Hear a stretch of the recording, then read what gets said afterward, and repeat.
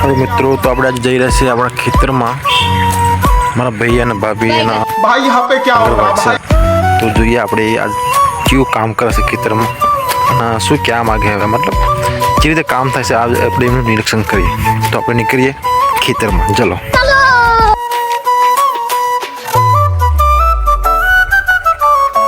મિત્રો આપણે આવી ગયા છે આપણે ખેતરમાં તો આપણે જઈએ આપણે ભાઈ ભાભી અને समझे એમને આપણે વાતચીત કરી કે કેવું તમને અનુભવ થાય છે અને તો શું તમને તકલીફ પડે હતા હારા તાપમાં કામ કરવાથી તો ચલો મળીએ આપણે એમને ચલો ભાઈ તો બોન બોલો તમારું નામ શું रुको जरा सबर करो રાધિકાબેન તો ભાઈ તમે લાગે અત્યારે પૂરિયા બાંધી રહ્યો છો લાગે છે દેખાય છે મને તો તકલીફ બકલીફ પડે છે બોલો ખરા તમે હા લે બોલते જ નહીં આવ્યો હા તાપ બાપ લાગે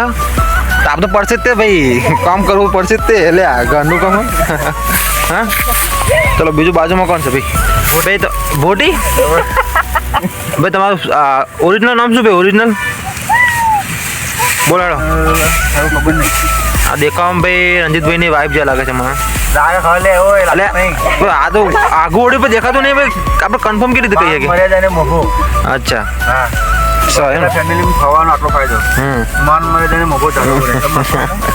ચલો ભાઈ આપણે મોટા ભાઈ રંજીતભાઈ વાઘેલા સાહેબ તો આજે ખેતરમાં આવ્યો છું હા તાવ પડી ગયો ઓ બાપા રે કરમેજી હો ઘરમાં ગયો છું હા અને વાટા ગયા રજા બપોર ના બપોર પછી આવવું પડશે ભાઈ હા તમે મારા હાથ ધોઈ રહ્યા છો તો મોડું પાર થઈ ઓ ગયો બાબા ગાડી કરવાનો ટાઈમ નહીં હા બરાબર દિવાળી આવી રહી છે પણ દિવાળી જેવું લાગતું નહીં એવું લાગે મળું છું આવતા બ્લોગમાં તાપ પડે છે પણ શું કરું યાર કામ તો કરવું પડશે ઘરનું હા સાચી વાત ને આ બોન તો બોલતા જ નહીં આ બોન કોણ છે યાર આગળ આ ખોલો ખરા ભાઈ તમે મોઢું જ બતાવો આ જોયા લાગે મને હા